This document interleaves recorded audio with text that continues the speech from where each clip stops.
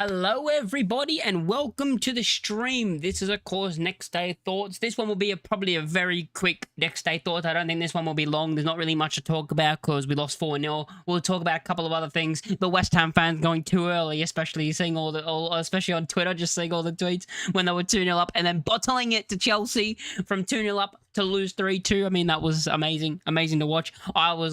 To be honest, I was annoyed when they were 2-0 up because I'm like, oh, here we go. Here we go. This is when it all starts turning around. And then they absolutely bottled it. They threw away the 3 points. They got 0. And guess what? We're exactly where we were going to be anyway. So we're in the exact same spot anyway. We're in the same spot that we all thought we would probably be in anyway as well, is 6 points clear. I mean, we all thought, yeah, we'll lose to Arsenal. But then we also said Chelsea should beat West Ham. So we're in the exact same position as we all thought we would be in, which is a good thing. So that's a good thing that we're just in the same position. And hopefully that just continues for the rest of the season. It'd be nice if it just keeps, 6 points for the rest of the season. At least be 4 points clear coming into the final day, so we don't have to be stressed about that. But yeah, we'll go into what Flark had to say after the game. We'll go through a few other things. We'll go through and look at the league table, upcoming fixtures. I think we'll just talk about a couple of things because there's not really much really to talk about the performance. It was just like... It's just one of those performances where you can't really talk about it. Like, there's not really a lot to talk about performance-wise, just because we were like... I don't even think we were awful. Like, we weren't, like, it wasn't a poor, we lost 4-0, but I think performance-wise, we were a lot better than last time. We actually got on the ball and got into dangerous areas. So we did a lot better than last time when we got battered 5-0. But I think, I'm not going to take this game. I look at the other games that we've had in recent time and how good we've been. I'm not going to look at this game as like, oh, now we're done. I think people are a bit too reactionary when it comes to football, like fans-wise, because, yes, we just lost to the team that's top of the Premier League, top of the Champions League, 4-0. I'm fine. Like, I don't want to get battered 4-0, but it happened, so I'm fine with it. There's some people that are angry about the substitutions. I mean, I've seen some people say Nonto should be starting. I don't know how the hell he starts in this team. I don't know who the hell he starts ahead of. Like, genuinely. The mad thing is, I'm like, you realize the team, like, I'm looking at it right now. Strauch wrote on but James Justin. Of course, he's not going to start there. The midfield, okay, this is where you look at where he could start. Gruev, for me, should be on the bench in the home games, especially. There's certain games that fit Gruev where he'll be great, where he's very usable and very good on the pitch, and he's a player that's good in certain games because of how he plays and how good he is in that certain role that he does. But what I would do is I would move Stack to be in that kind of Gruev role, so he'd be more defensive. So I'd move Stack back into that Gruev role. And then in front you have Aronson, and this would where you say Nonto will play. I'll start Buonanotte. I want to see this. I want to see DCL up front, and then Aronson and Buonanotte just in behind him as the two players, the two players in behind him, the creative players. That's what I want to see. I want to see Buonanotte and Aronson in behind DCL, and then move Stack just a bit deeper where Gruev is, basically. So basically, it's just switching out Gruev for Stack, and then bringing in Buonanotte, which, I think would be great, because I do think Stack defensively good. He can carry the ball well, so that can also help us get up the pitch to get it into Aronson and get it into Buonanotte, which is something that we've been struggling with in, like, this game and the second half against Everton, is when we get on the ball, and I've said this, when we get on the ball and Aronson has the ball, or whoever has the ball, and then there's no passing options because everyone's so static and no one's moving and no one's creating the space to actually say, I'm free, pass the ball. Like, everyone is so static that we're not having these chances to actually go forward and be able to get into the spaces that we need to get into, which is kind of annoying because we've been doing well, like, at going forward in that recently. Hey Josh, how you doing? I'm doing good. Yeah, I'm doing good. After West Ham and West Ham Chelsea, it was great. It was just like, okay, back, just reset. Reset. It's gonna be a very, I'm very nervous about the next game. Of course, we got Forest. Very, very nervous about the Forest game coming up, because, like, even if we lose, that game, I'm still gonna be confident that we stay up. But it is gonna start getting we're gonna start getting nervous, depending on what happens, because West Ham, of course, play Burnley. So, if we do lose to Forest, but then Burnley beat West Ham, it's fine. I know we'd still be annoyed in that situation, because we could have took it to a 9-point lead against them. Actually, an 8-point lead against them. That's better. But it is one of those things about... Actually, no. It would be 9. It would be 9, because we're on 26. I was looking at Forest for some reason. So yeah, it's gonna be next week's massive because you got West Ham versus Burnley and then Leeds versus Forest. So you got 18th and 19th versus each other, and then 17th and 16th versus each other. You know, you look at the other teams just ahead. Of course, later today we got Crystal Palace against Nottingham Forest. Yeah, I do not know what I want in that game. I do not know what I want in that game. I'm thinking like a draw. I don't know. I'm thinking like I'd like a draw in that game, or Crystal Palace to win just to keep Forest behind us. Like if I don't really care if Palace like go away from us, because I would rather that happen than Forest go above us. So we do have that cushion of like we have a team below us closer to the relegation zone, and we're not the team in 17th. So I think I would prefer that. But yeah, I probably don't really care what happens, to be honest. Like either way, we can look at the positives. Like if Forest win, we can look at the positives of it. Next week we could be above Palace. But yeah, it's one of those things about you can look at the positives either way, but I probably would prefer a Palace win or a draw. But actually, I wouldn't actually care. But yeah, anyway, let's get into what Daniel Farke had to say after the game. I mean, the best thing that happened yesterday was probably Harry Gray scoring.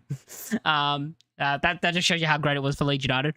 But we move. Daniel Farke, what do you have to say after the game? Deserved winners. I mean, yes, they were deserved winners. Face the best side in Europe and need a perfect day to give yourself a chance, which is true. You need like to have a perfect. You need to have like one of your best performances to have even a chance of beating one of the best teams in the league. We did not have our best day. That's true. And they were on it from the start.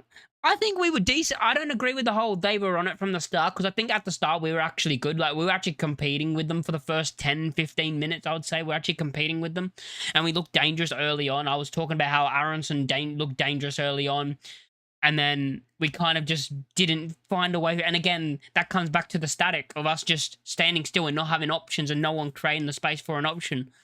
That kind of has started to like creep into the game after that first like 10, 15 minutes. And it's similar to the second half. Like we started strong and we had some chances, but nothing really came of them. You know, we got into dangerous areas. We didn't have chances, but we got into dangerous areas and then nothing came of it. So I think we started well, but yeah, we just fell off. And that's what you expect when you're versus one of the best teams in the world, which is wild because watching the game, honestly, Arsenal are a boring team to watch. And that's not even me saying because we lost 4-0. They just are boring. Like, watching the way and the style of play, like when we got battered like a couple of years ago, when we got battered by Liverpool 6-1, and when we got battered by Man City 7-0, like those games, watching those games, I was like, you can see how great they are in attack, how dangerous they are, how good their players are.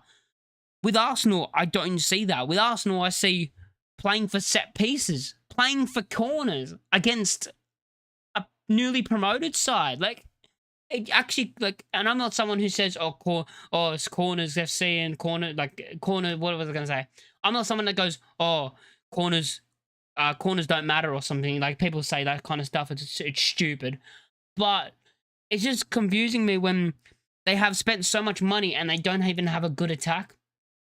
Like, their players getting our team easy, but their style of play and attack is not, their style of play is what I should be saying, not their players, but their style of play and attack is not great. Like, they're not exciting to watch. Like, Man City were exciting to watch. Like, even when they beat us 7-0, like, they were great in attack, dangerous, good passing, you know, good finishing. And then you look at like, Liverpool when they beat us 6-1. You look at their team, attacking-wise, dangerous, good. But then you watch this Arsenal team, and they're not exciting to watch. Like, they're not exciting to watch at all. They just don't deserve to win the Premier League. I'm sorry, they just shouldn't. But yeah, Daniel Farke went on to say, we told the players not to overinterpret this. Not much analysis against a side like this. We put this game to bed and concentrate on Nottingham Forest, which is what I basically said is like, this happened, let's move on, focus on Forest, which is the more important game. You know, what Farke said there is correct for me. You know, focusing on Forest is way more important. I would rather us have a bad performance against Arsenal than a bad performance against Forest. Like, I would rather it go this way around. But I think we'll be fine. Like, I just think we've been great in the last, you know, since we changed to the 3-back, we've been great. We're going to have these performances. We're a newly promoted side. We're a team that's going to be lower in the league. So you're going to have these performances where you get battered by 4 or 5. And it just feels like people just, I don't know, because it's our first time getting beat like this in a long time since maybe even, I think Arsenal. Yeah, probably Arsenal.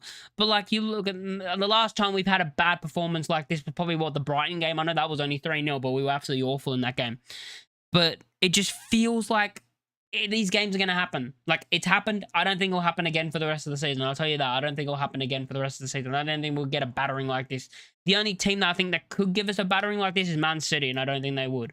But I think they'll beat us, but I don't think they'll give us like a battering like this. I think this will be the last performance where we go, oh my God, we were absolutely terrible in the way of we got battered. But yeah, I'm basically focusing on Forest is the best thing we can do right now. I fully agree with what Fox said there. Daniel Fox then said, fans appreciated what we have done over the past month, and like us, they recognize how good the opponent was today, which is true. That's exactly what I just said. Like, we've done great over the last, I mean, he said the last month, I would say the last 2 months, the December, January period, we've been great. You know, we played great. And I've seen this online a bunch. I have seen this online a bunch about, what was it? Oh yeah, about too many draws. Oh, draws don't matter. I've seen people say draws don't matter. In that case, let's change all of our draws to losses and see where we are on the table. If draws don't matter, apparently, like, it annoys me when people say that, and people talk about us, like Leeds fans I'm talking about, talk about us like we should be winning more games, like we should be beating teams. Like, yes, you could say maybe some of those draws could be turned to wins, but early on in the season, those draws were losses. So at least we've turned those losses that we were getting into draws. So we're getting points, and we keep ticking over the points. That's the thing that's good that we need to just keep doing, is ticking over the points. Even if we get a draw here and a draw there, like, it's ticking over the points. It's getting us closer to our target, in my opinion, which is still 40 points, in my opinion. I still think 40 points gets us over the line and keeps us up. But yeah, I didn't think anyone performed well looking at the team's performances. I mean, you look at the ratings that our SofaScore gave the players. Dalla got a 5.4. And that's probably because of the own goal, but I think it's probably a lot lower, I probably would say. Like a 5 point. He got a 5.4. Strout got a 7. Rodon got a 6.4. Justin got a 6.1. Bogle got a 6. Ampadu got a 6.7. Barev got a 6.5. Goodmanson got a 6.3. Stack got a 7.5. DCL got a 6.6. And Aronson got a 6. But, like, even looking at that, like, what did DCL do to get a 6.6? Like, nothing against him, but he got, like, did he win anything? Did he win any of his battles? And I'm not saying that there's nothing against him. This is just saying, how did he get a 6.6 when I swear I didn't see him do anything all game? I actually want to just see if he won, because it is hard against Saliba and Gabriel, and probably having 2 up top would be a lot better for these type of games, you know, against the teams with great centre-backs and 2 very, very good centre-backs in the air like that. You need the 2. Unfortunately for us, Gruev. Unfortunately for us, Nemecha was injured, so we couldn't have that 2 up top, which is annoying. Because I think we would have looked a lot better with the 2 up front with Mecha and DCL. Let's just see his aerial duels. I actually want to see if he won any of his duels. Whereas ground duels he won 0 out of 2, and aerial duels he won 5 out of 12. So he won 5 out of 12. It's not bad. To be honest, I thought it was a lot worse. But yeah, performance-wise, I don't think anyone played well. Normally in this stream, we normally go through players' performances that played well, but there's legit none to talk about. But yeah, like, you look at the Premier League table, we're in 16th, of course, for 17th. You look, you know, I think it's gonna be, there's gonna be twists and turns. As I said after the Everton game, there's gonna be a bunch of twists and turns still to come before the end of the season. I mean, I said that already, but yeah, so next week's massive, basically. As I said, you got 18th versus 19th, and you got 16th versus 17th. So that is it's going to be a massive week next week. You know, you even got, like, you look at Spurs, and Spurs are, you know, we could be above Spurs next week, because they got Man United next. They got City this week still, and then they got, like, you know, they got a very tough run in a way, or we could be above them. We could be above Spurs by the end of the next 4 game weeks. Because in the next 4 game weeks, they have, like, the toughest run. So, you look at their next 4: City, Man United, Newcastle, Arsenal. They probably lose all 4, you would say. Which, for me, looking at that, goes, okay, we could be above Spurs. Because we could get points in the games that we have. Like, the fixtures we have, we could get points, and we could be above Spurs. Which, if anyone asks you, can Spurs get relegated? Everyone will be like, no, Spurs won't get relegated. They got the quality. They got the quality. They won't get relegated at 1,000,000%. So if we're above them, we're safe. But yeah, they got a very tough run coming up. And even after that, doesn't get any easier. Fulham, they're away to Fulham. They are then at home to Crystal Palace. Then they're away to Liverpool, and then they're away to Forest. That game on the 23rd of March against Nottingham Forest could be a massive game in the relegation battle for Spurs and Forest. Like, it genuinely could be. Just based off that. But yeah, there's not really much to talk about. I was actually going to come live, like, in another hour. I was gonna wait another hour to come live, but I was like, oh, I'll just do it now because I want to watch the Premier League games later. And there's not really much to talk about, to be honest. Like performance-wise, yeah, we weren't great, but we'll move on to the next one, which hopefully is a lot better. Hopefully is a lot better against Forest. I know it's gonna be a tough game against Forest. I think we play. Are we the early kickoff next week? No, we're not. We're the first game. So we're the first game next week. So that's great. So that I hate being the first game because it either makes your weekend or ruins it. So yeah, we're the first game of the game week. We're the only game on that day. We played 7 a.m. Okay. But yeah, you look at that and you go, oh my god, what day is it? It's Saturday. Saturday. Well, for me, I'm in Australia, 7 a.m. So yeah, okay. At least, I mean, being the first game of the game week, I hate it. I hate being the first game and being the only game on that day. Don't like that either. But yeah, hopefully, Leeds United win the next game. What was I going to look at? There was something else I had to look at. I thought I saw something about injuries. I thought there was something about injuries. Let me see. I thought there was something about James Justin, I think. I don't even know. I didn't see it. There was nothing about it. Let me just see. Anything about anything about injuries? I swear I saw something about James Justin being injured, and then it wasn't there now. I swear I saw something like not long ago. Oh, here we go. James Justin has picked up an injury and is doubtful for Friday. So James Justin might not be available for Friday, which basically just means you put oh my god, what's his name?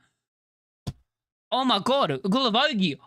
I just had a mind blank. You put Gulavogi back at centre back basically in this game, which is what I probably like. The one thing I'd say about Fark in this game that he probably got wrong is playing James Justin as centre back when they have all this. They're great at set pieces and they play for set pieces. Sure, you want another taller player in there. Yeah, so James Justin has picked up an injury and he's doubtful when we're starting to get players go down, and it's starting to not be great because players are starting to go down now, but so that's a bit frustrating. But hopefully that doesn't mean we start getting a lot of injuries. But yeah, hopefully, because James Justin is a great backup to have that can play both as like centre back, both fullbacks as a good backup, and yeah, which is a player that you want available when he's your backup. When he's your backup, you want him available, but he won't be available, it looks like, for the next game. Hopefully he is. Hopefully we heard in the press conference that he is available. And if he isn't, hopefully it's only for the one game. So, yeah, it's going to be great to see. So we'll find that out later on this week. We'll see if we make any signings. I don't think... I don't know if we make any signings, to be honest. I'd be looking at centre-back cover, full-back cover, a goalkeeper, one of those three things. Oh, fuck, also mentioned another thing that I didn't see. Fuck also mentioned something about signings that I swear I saw as well. I swear I saw something say something. He said him say something about signings as well.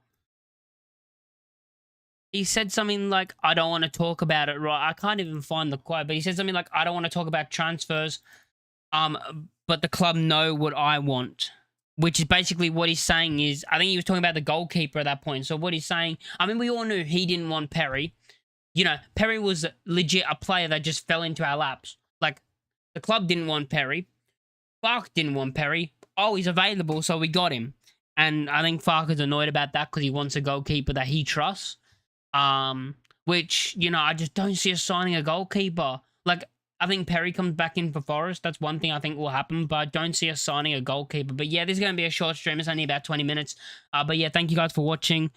Make sure you subscribe, like the video on your way out, like the stream. And I'll catch you guys in the next one, which will probably be my Premier League predictions. Unless we make a signing, I might make a video tomorrow if there's any news about signings. Any transfer news, there'll be a video out or a stream. I mean, I'll go live. I'll go live if there's any news about a signing that we might make. Later on today or tomorrow. I think the deadline day is soon as well. I think the deadline... When is the deadline day? Premier League deadline day. The 2nd of February. Okay, so we have until the 2nd of February until the deadline day. Okay, so we have another, 2 days? So yeah, we'll find out if we're going to make any signings. I don't see it. I just don't see us making any signings. Maybe we make one, which will probably be, I'm going to say, some kind of cover for the defense. Because I still think we need another fullback or a centre back. I don't see a goalkeeper coming in. I don't see a striker coming in. I feel like we might actually get to deadline day. The window will close and we got nobody, which will have the fan base all riled up. Which is, I'm worried about that just because of the performance that we just put in against Arsenal. It's just one of those things about the deadline day coming with a great performance is so much different than a deadline day coming after that kind of performance. Like if we were like, you know, if the day before the deadline, if before the deadline day finished, we just had the Palace game where we beat them 4-1, right? The people would be like, it's so much different to, oh, the deadline days come after you've been battered 4-0. So yeah, hopefully we do make a signing, but I don't think we do. I just don't see it happening. And if we do, as I said, I feel like it'll be some sort of cover as centre-back cover for Strauch, which is needed because Strauch normally gets a yearly injury. And now with James Justin, who could be injured, that's another centre-back option gone. BL should be back soon. Hopefully he's back soon. And yeah, so that's getting a bit worried. What about Sterling? No, not Sterling. Firstly, he's a winger. Secondly, he's... I mean, if you watch him at Arsenal, he's shit. He's been shit for years. He's not... No, I would not take Sterling. I would not. To be honest, Okafor's better than him. Okafor's better than him, and people don't like Okafor at the moment. People are trying to say that... I mean, people are saying Nonto should be starting ahead of Okafor, but I don't see that either because I just don't rate Nonto. I mean, Okafor right now, his performances have not been good, but no, I would not take Sterling. I don't think that's what we need, though, because we don't need... Firstly, we don't need a winger. I don't know what we do. Maybe we get a striker on loan, or maybe we get a striker on loan, but JSL isn't happening, which I'm kind of happy about because he's not worth the money. But, I mean, did you see his miss? Missed an absolute sitter. But yeah, so hopefully we do see a signing. Hopefully we do see something that, you know, at least something that makes us go, okay. You know, I think we, the club, the fans kind of need something right now before deadline day. But yeah, we'll go into that Forest game with confidence, I think. Because it's just one of those games, it happens, you lose. You get these kind of performances and you just have to move on. But yeah, thank you guys for watching. Make sure you like,